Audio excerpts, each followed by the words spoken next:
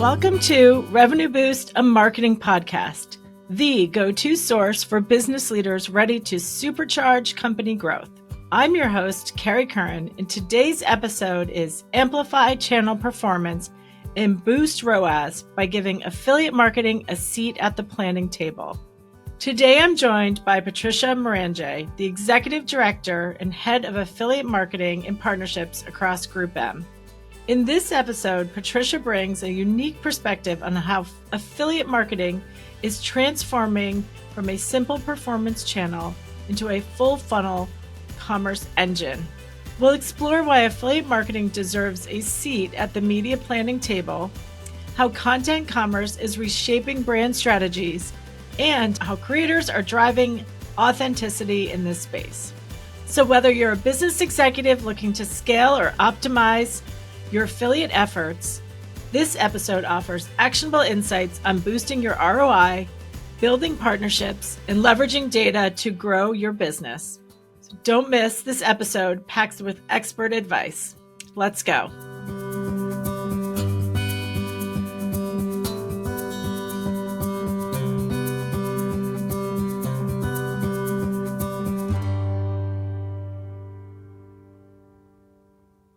And welcome, Patricia. Please introduce yourself and tell us more about your extraordinary background. Sure. So I'm Patricia Maranje. I am the head of affiliate at Mindshare and across Group M. I've been in the affiliate space for, I like to say, over 10 years, so I'm not aging myself so specifically. But I started first on the platform side at Rakuten and then came over to Group M when they were starting to really build their practice. And I've been here for, I believe, almost 8 years now. Excellent. Great. And so Group M being a large media agency, and you're kind of the navigating the affiliate space. How has that been? I think it's been illuminating is the word I would use for it. I think, I think the affiliate space, the great thing about it is it's so relationship based. And so you go to the conferences and you meet all your old friends and all of that. But I think, maybe sometimes that makes it a little bit of a navel gazing channel. And so it's nice to sit where I am at Group M and Mindshare because I get to see the entire media landscape and how affiliate fits in that. Which I think is a nuance that we need to start bringing more and more to the channel. I remember years ago when the first ever eMarketer study on affiliate came out, and it was an increase from 8 billion to 12 billion. Everybody inside the affiliate world was like, yes, that's a huge increase. And it is. It's an amazing increase. But where I sit in the large media holding company, I know that it's like a small sliver of the pie. I think it just motivates me and our team more to try to really, I think affiliate deserves a bigger seat at the table. Yes, definitely. And, I was with Group M for 12 years before I moved over to the affiliate space. And I like to say I grew up at Group M. So I totally understand the large media agency. And you're right, like you get exposed to so many different channels.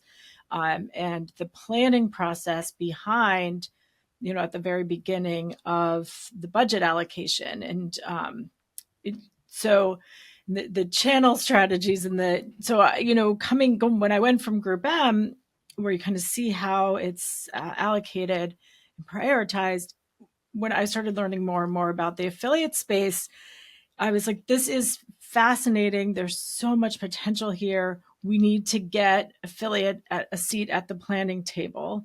So I'm going to continue beating that drum because I think it's such a valuable asset for any marketing initiative, any customer acquisition, whether it's B2B or direct to consumer or e-commerce, going to the retail media network. So, and we have our work cut out for us because it's it's definitely a different language. But one of the areas you and I were talking about is that it is so full funnel. So talk about how you've kind of been communicating that and trying to educate that aspect of affiliate. Sure. I think, I feel like affiliate could probably do with having like a big PR maven come in and really change any biases people have against the channel, because the affiliate of today is very different than the affiliate, back in 2000. I won't say the exact year that I Yeah. started. It's Yeah. a very different channel. Whereas I think in the past it Hmm. was much more a lower funnel tactic, Yeah. which is still valuable, because if somebody's sitting on the fence about whether to convert or not, affiliate can come in Hmm. helps them Hmm. make that decision very quickly. So it's still a very powerful conversion channel, but it can Hmm. do so much more, just because of the fact of like, I feel like next gen affiliate needs to be looked at more as a commerce enablement engine rather than Yeah. performance channel, because it's affiliate is the mix of the partners that you put into it. So no two affiliate programs need to look the same. Can you have a Right. lower funnel program that's purely focused on having a high ROAS and really helping, push people on the conversion Hmm. numbers? Yes, you absolutely can have that. But you can also have a very like upper funnel, mid funnel. Because if you think about Hmm. it today, anytime somebody goes online and researches a product that they're going to buy, whether they know it or not, they are interacting with affiliate links. They're interacting Yeah. with affiliate content. And so if you think about it that way, it's like, why isn't this like the biggest channel ever? Right. I definitely agree. And, we were talking a bit about commerce and content and the publisher content that, it ranges from more an article about travel that has a few links in there to different hotels or luggage to, the top 10 travel suitcases or, best Father's Day gifts. Like the content themes, there's a wide variety between all the publisher types, but these are publishers that are very well known and we're already buying programmatic ads or display ads directly with these publications. But it's, yeah, it gets lost in the media plan, right? Like you're like, so I guess explain a bit more about commerce content and kind of what that looks like for both consumers and marketers. Yeah, I think it essentially started back when, print magazines started going by the Mhm. wayside, that all of a sudden all the big publishing houses needed to figure out how to, take the money that they were making from the print magazines to Right. their dot coms Weren't and stuff. getting the ad revenue anymore. Yeah, Yeah. exactly. So they needed to start hiring, I think some of them were called like commerce editors, some of them were called, they have different types of names, but usually most of those publications then are trying to figure out how can we, basically get paid for the content that we're creating. Right. Right. Enter in affiliate links and content commerce, Mhm. because it's very different from the type of media you can buy through other channels. And I have this conversation a lot when I, meet with a planning team and I say, hey, here's some of the partners that we're going to go after. And then you get the question of, oh, no, we work with that site. We're already Right. buying on them. I'm like, yeah, great. Please continue to buy on them. I am not buying that Yes. inventory. Yeah. We are touching different spots. So you can Yeah. buy inventory through them programmatically. You can be displaying your ads on their websites. That's not affiliate. You Yeah. can work with them to develop sponsored content. Great. That's also not affiliate. That is sponsored content. Mhm. Affiliate sits, I think, in the more authentic area, Right. where it's, when they're writing an article about the best, the 10 best red Yeah. lipstick shades, the editors are Yeah. making that decision. They're deciding what they think the 10 best ones are. Mhm. Mhm. We're monetizing by adding the link and driving that consumer to go shopping and making it easier for that consumer to make that purchase. And that's where affiliate kind of lives best. Yeah. And I agree. And to your point of let's both be there, the display ad, the video ad, I mean, isn't that the best scenario? They're reading an article about the 10 best red lipstick shades, and there's the ad for the lipstick brand right there, creating that visual and reminding them that that's, it's an additional touch point. It's more reinforcement. I think as you were talking about too, it's not, you're not buying the, we're not buying the ad space. It ends up being a commission or cost per action that we pay back to the publishers. Yeah. So I mean, you're really only paying then when it works, when it sells, which should be a no brainer. It is a no-brainer. It really is. And I think, there's a reason that once a brand starts an affiliate program, it's very rare that they fully shut it off. Yes, Do that's a they really good point. change tactics? Do they, Hmm. shut off certain partner types? Absolutely. I mean, I always say that I think affiliate is a choose your own adventure channel because it can be whatever you want it to be. So if I've definitely had conversations where somebody's like, oh, my CMO doesn't like affiliate because, we're trying to move away from coupons. Great. Don't kill the affiliate Yeah. program. Let me Yep. just adjust Yeah. how we work with coupon partners. Yeah. Yeah. Let's shift away Exactly. from those bottom funnel partners and let's look more at creators. Let's lean in more on content commerce. Let's see other Hmm. areas that we could go to that's kind of not doing the thing that you don't want to do. You don't have to do anything. There's no prescriptive way of saying this is what an affiliate program is, which is again why Right. I think it's maybe look at it more as a tool than it is a specific channel because search is very Right. clear what search is. Programmatic, it's very clear Hmm. what programmatic is. Whereas affiliate, the only thing clear about affiliate is that we've got excellent tracking. We're able to work with a large number of partners and pay them out very cleanly through the different platforms that we're working with, and that it's Hmm. flexible. Yeah.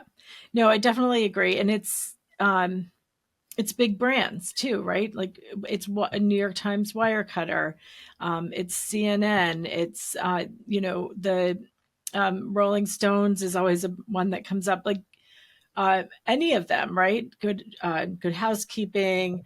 They're all any other publisher, and maybe that's it. It's like maybe we need to re- change how we're talking about those brands as well to further promote it. But I mean, it ranges from those kind of marquee Hearst, Condé Nast to the Dash Meredith, the Ziff Davis, to like Betches Media, which I think is a hilarious content site that you go to for entertainment, and then they also have content there. So it's such a range, and to your point, such a great way to kind of get closer. And there's that authenticity. It comes across more native, and the majority of those bigger publishers, they're, as you mentioned, their editors are really testing and trying the product. They are writing what their opinion is and then just including the link to make it easier for shopping. So Yeah, and you um, you really can. I value the editor's editorial integrity a lot. So I mhm. work with some very large, powerful brands, and I cannot throw the weight of some of these brands around and get anything Yeah. to happen. So Yeah. the Wirecutter is going to choose what they write about. They're going to test the products the Hmm. way that they test Hmm. the products, and that's why they are such a trusted source. Now, do I Yeah. want to try to get that link to my client's website when they talk about my client's product? Yes, and that's where I can play, where the commissioning and all of that stuff Right. comes in. Yeah. But you can't tell them what to write because they have that authenticity, which I think is just Yeah. beautiful, and I hope you never mess with it. This podcast is brought to you by Break Room Labs. Break Room Lab gummies for energy and focus feature an optimized blend of low caffeine, vitamin B12, and nootropics to refresh your mind and body in as little as 5 minutes. Low sugar, tasty, and convenient. Get 20% off when you visit breakroomlabs.com. And you mentioned creators. So how are you seeing kind of creators kind of grow into the affiliate space? I think that they've always been in the affiliate space. I think Yeah. they're, Hmm. even, years and years ago when I was running programs elsewhere, there were bloggers in our affiliate program. So Yeah. um, they've always kind of been in there, but I think they're becoming more of a focus. I think now that creators are more aware of what affiliate is. And I think that, Yeah. I think there was when the first round of FTC disclosure things came about, people Hmm. were worried that, oh, this is going to hurt things. But I think it's actually helped the affiliate channel because now, especially Gen Z, kind of trusts Yeah. affiliate. They're used to going on TikTok and Instagram and seeing commissionable link, affiliate link, and they get it. They're like, Yeah. okay, this is not Hashtag ad. yeah, Yeah. it's not SponCon, it's not a paid ad. This is just this creator that I love linking me out to this Mhm. lipstick that I'm obsessed that she's wearing and I want to purchase. Uh, Yeah. so Yeah. you know, I think the younger generations are kind of caught onto affiliate and they trust what it is. And I think creators are now Hmm. understanding how they can, they don't have to just sit around and wait and check their DMs for a brand to reach out to them anymore. They can go out there Right. and go put their feet on the pavement and join different affiliate programs and pull the links of products that they love. And I think more of their authenticity that way too, because they can monetize what they're doing, but talking about things that they like legitimately are obsessed with and not just things that they like that they got in a PR box. Right, right. No, I agree. And I find, I think we've talked about this once before. I spend way too much money on the kind of creator affiliates on Facebook, right?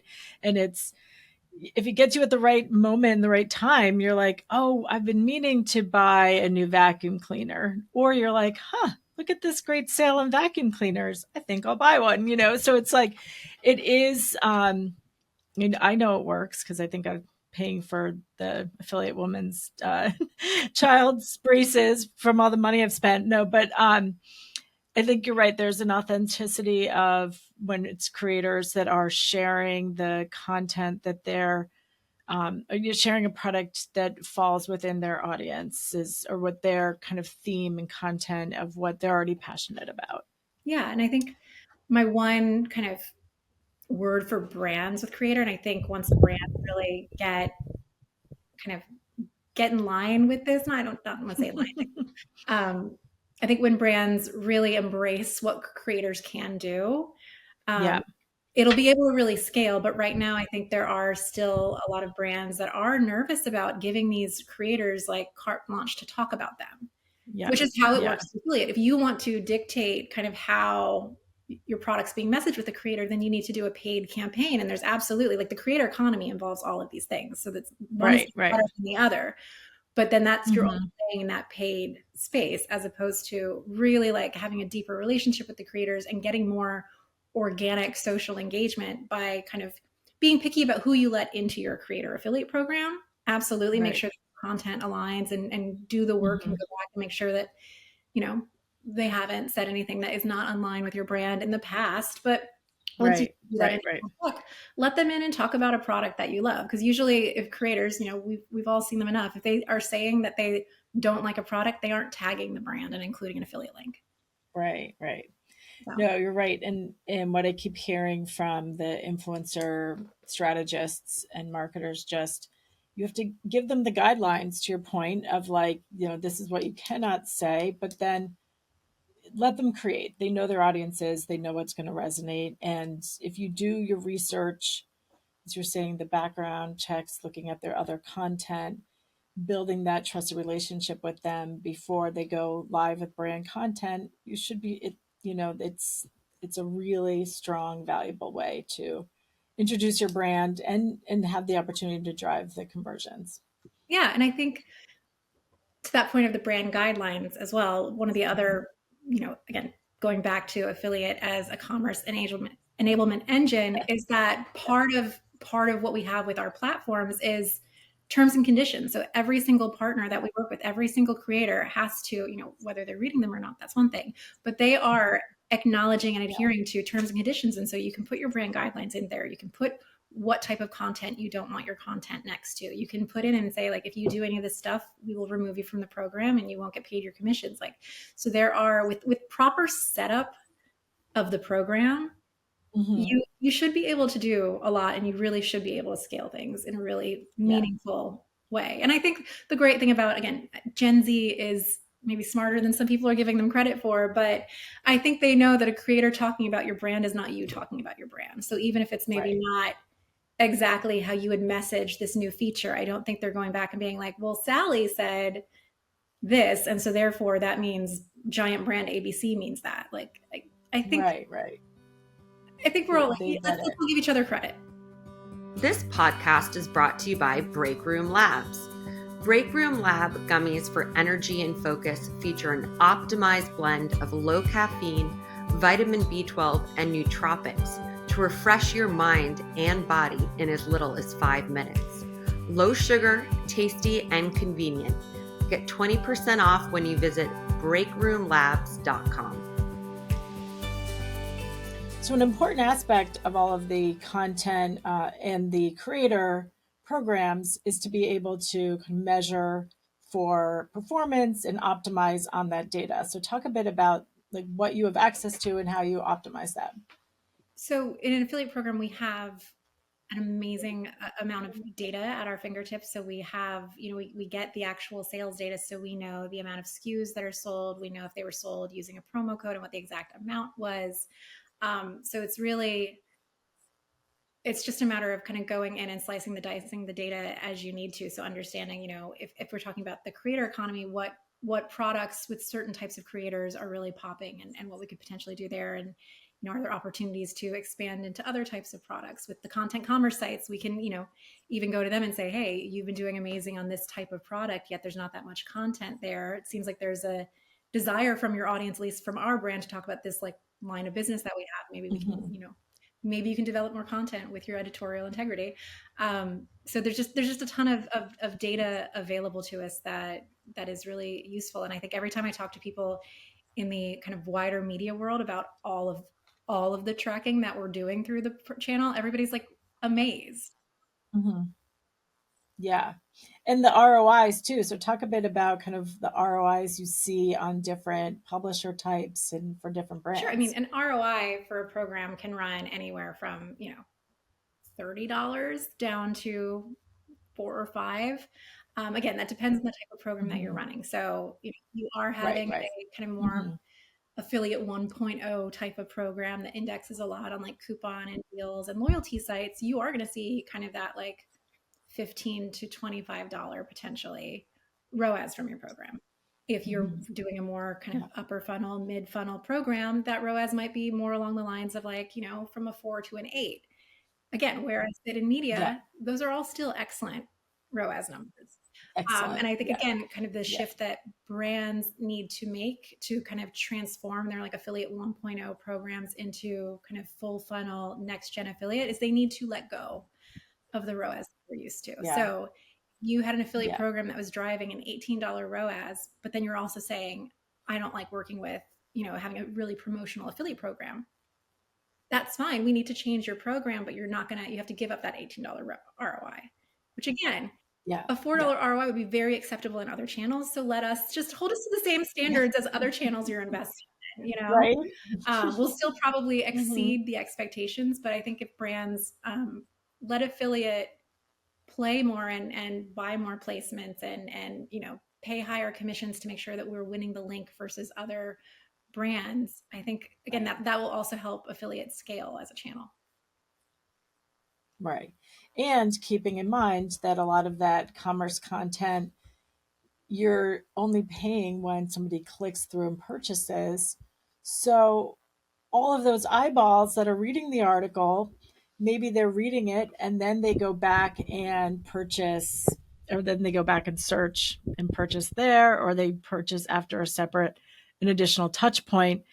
You're not paying CPMs on the people that either don't convert or convert elsewhere. And so I think that makes it such a valuable investment as well. I've had so many brands that I've worked with where, we're recommending a new partner for them to work with. And they're like, ooh, kind of sitting on the fence about whether they should let them in. And I'm like, but do you agree that this is a brand aligned partner? This partner makes sense for your brand? And they're like, yes, it's a beautiful website. Love it.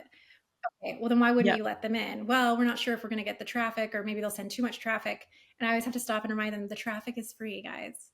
So there's if it's a brand safe site that you do not mind your brand being associated with, there really is no risk in letting them come into the program and seeing what they can. Because if they're driving traffic and convert, that's still traffic that might convert down the line and through another channel, or they come in and they drive a ton of revenue and everybody's happy. So it's interesting that you still have to have these conversations. And I think that's why, again, if some PR maven wants to come in and kind of take the affiliate channel under its wings, please do so. Yeah. Yes. No. I was actually just speaking with the PMA about ways to do that better. And so again, going back to kind of the beginning of our conversation, you have the opportunity, or may hopefully get the opportunity, to be that affiliate voice at a broader media planning table, the proverbial planning table. And we know it's very complicated how agencies are determining which channels get which dollar amount. Everyone has their proprietary technology that helps them determine how much goes to TV and or display or video and search, etc. So I guess what is your like when you get a seat at the table, what are you saying to as far as like the affiliate contribution, like where it's going to fit in, how it fits into the broader media plan? So I think I love planners. And actually, anytime I talk to planners about affiliate, they agree that it's a complete no brainer. I think affiliates' challenge at getting the seat at the proverbial planning table is that you mentioned it, like Mm-hmm. every agency that is kind of a full channel agency relies on tools. Affiliate data is so Yeah. hard to get for these tools that there's often not a good, either affiliates not included in the planning tools, Yeah. or there's not a good proxy, Mm-hmm. because maybe there's a good proxy for the amount of like revenue contribution it should be, but then the ROAS is off, or it's the right spend, but then Yeah. the revenue contribution is off because affiliate is such a unique channel. So I think, and maybe this is another thing to next time you talk to the PMA, is that we need, it would be amazing if somehow all the affiliate platforms could come together so that there is like true kind of mixed data. So that then Yeah. these planning Yeah. tools could kind of ingest affiliate data and really understand, okay, well, if a brand's spending X on search and X on Y, we should spit out a recommendation for affiliates here. Mm-hmm. Because I can convince planning Yeah. teams and I can convince brands once you explain it to invest in it, but it would be nicer if you didn't have to do less Yeah. convincing and that it was actually part of the tools. So I think we need some Yeah. standardization in how we report Yeah. out on the channel, because even, if you look at network data, it all depends on the mix up of that network's clients. So if one network, Yeah. index is very high for like consumer electronics and travel brands, well, what they might report out for the first 6 months of the year is going to look different from somebody that index is really high for mid-price fashion brands. Right. Right. Right. Yeah. So, data. We need Yeah. I think. standardization. Yeah. We need to. I think we need to, Yeah. mature as a channel. Maybe that's. Mm-hmm. Yeah. I think there's. Yeah. It's because the performance is there, and like I said, the commerce content like that, it's very visual, it's sexy, it's like more exciting than paid search. It should be um, recognized at the amplification that it brings. And again, back to that example you had, like, sure, have your programmatic and your video ads on that same publisher website. It just reinforces what is already there or what's also there in the more native reading commerce content. So um, we'll keep fighting the good fight and get an affiliate planner at that media planning table someday soon. So great, Patricia. Thank you so much. Always enjoy speaking with you, and wish you all the success as you continue to grow affiliate with the media planners and strategists across Well, Group thank you, M. Carrie, So thank for you. having a good place for people to learn about this funny little channel that we're in. For sure. Thank you. I hope you enjoyed this episode of Revenue Boost, a marketing podcast. For more information about affiliate marketing or to get help with unlocking your business growth, visit our website, revenuebasedmarketing.com. Our next episode is Collapsing the Funnel: How to Engage and Convert Customers with Speed and Scale. And be sure to subscribe to Revenue Boost, a marketing podcast, for more strategies to skyrocket your company's growth.